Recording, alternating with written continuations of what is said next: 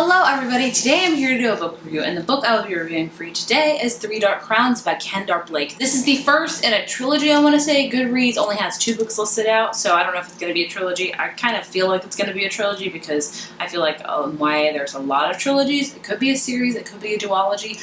I don't really know, but it's definitely not the last book in this series, whatever it would be, because it's on a very intense cliffhanger. If you don't know what Three Dark Crowns is about, it is a fantasy novel, and it's all about this Ember. On every generation, a set of triplets is born, and the triplets are separated at the age of 7, and they each go to different parts of the island to where their magical powers are.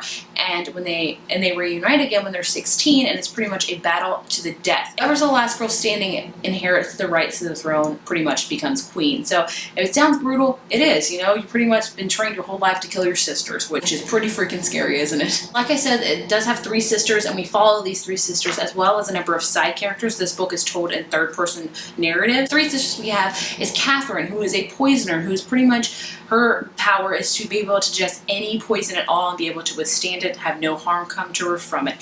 Just to know, I hope I pronounced that right, she is a naturalist. So naturalists are very familiar with animals. They have a thing called a familiar where they have a certain animal that's really tied to them, and as well as they can really help flowers grow. It's just really nature.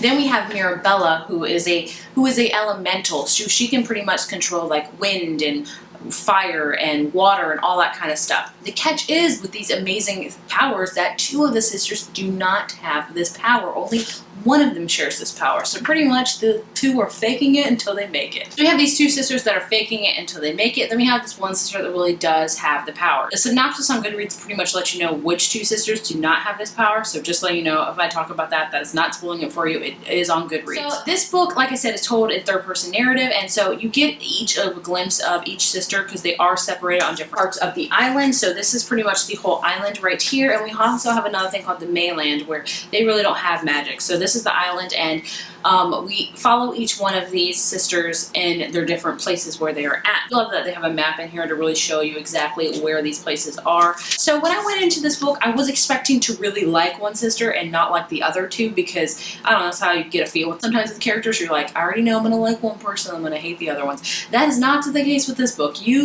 I liked every one of these sisters for each different reasons. There is one I like a little bit more because I found her character and plot arc to be a little bit more interesting. Overall, I like all the 3 sisters because they weren't horrible people. I think I was expecting one of the sisters at least to be just horrible and like to be an easy person I did not like, but all these sisters were pretty nice and definitely had interesting things about them and weren't really harsh. So, you know, it made it even harder for me to really root for one of them. One downfall I will say about this book is it is a very slow moving book. I feel like there is a lot of introduction to the characters and as well as their kind of land that they're in, as well as the magic. So the plot does move along pretty slow, but I didn't hate that. Sometimes I usually don't like it when a plot moves around slow, but this one I felt like I did like the slowness of it. I liked learning more about the characters, even the side characters, which is another thing I didn't really necessarily love. There are a lot of side characters in this book. Each sister has a couple of close friends, which is a good thing, but sometimes it got very confusing because I felt like we were really following like up to like 7 or 8 different people, and I got confused very quickly of like who we're following and who is tied to which kingdom and all that kind of stuff. So those are the only 2 complaints I have about this novel. Is it did move slow. I will say I did like the slowness, but around like 75% of the book it did pick up, and the ending was really fast paced. But overall it was kind of slow. I wish it would have been a little bit faster, but it didn't. That's not a huge complaint for me.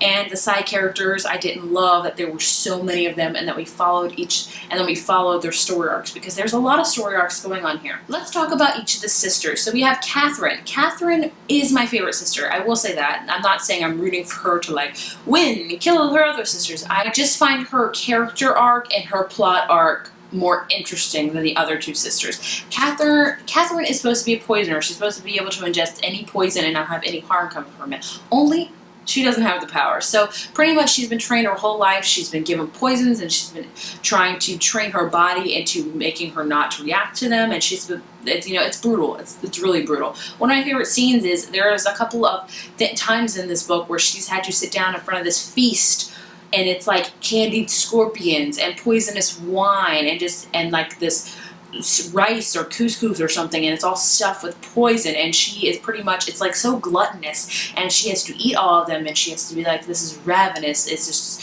she's supposed to be able to ingest all this without having any harm coming from her. I loved those scenes because I was like, what? Like, this is what they do. They just eat, like, they just eat poisonous stuff all the time because they're immune to it. It's like coming easy for them. So I did find Catherine's story arc so compelling because she was going through this and she was training, you know, she was trying to trick her body to be like, I am a poisoner, but she really doesn't have that power. So I found Catherine arcs very interesting, and her love interest was interesting. Wasn't my favorite thing. I wasn't like overly thrilled about it, but I did like it. So that's the reason why Catherine is my favorite, because I just found her more compelling than the other two sisters. Then we have Arsinoe, who is supposed to be a naturalist, supposed to have a familiar and make flowers bloom and all that fun stuff, but she cannot do that as well as either. Pretty much her best friend is Jules, who is the strongest naturalist on the whole island. She has a familiar who is a tiger. No, she's like a cougar or something like that. I forget exactly what it is. And Jules is trying to help Arsinoe become this, you know, strong queen, because all these different kingdoms are trying to vie to get on the throne. The poisoners have been on the throne for so many years now that the naturalists want it and that the elementals want it. So they're all trying to get their queen on the proper throne, if you get what I'm saying. So Arsinoe's, I will say, I found, I don't know, I didn't find her boring, but I felt like I wanted more arc from her. I did say I liked her character a lot. She was a very strong character that didn't really care what anybody thought, and qualities about her. So I did like reading about her a lot.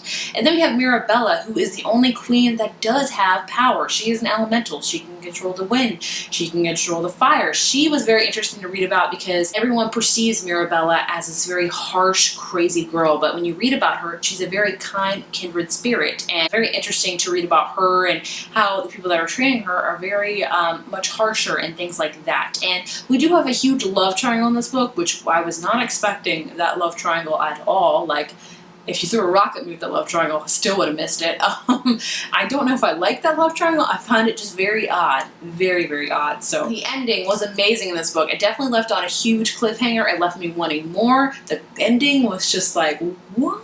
It does read like a typical first book, as well as all first books. There's a lot of world building. You have to really introduce characters. But overall, I did really enjoy it. It's definitely a perfect time to read this book. It's kind of dark and you know, brutal, because you have these three sisters that are supposed to kill each other. Excited to see where the series is going to go, whether they're going to, you know, what's going to happen. Are the sisters going to kill each other? Are they going to unite together? Like, what's going to happen?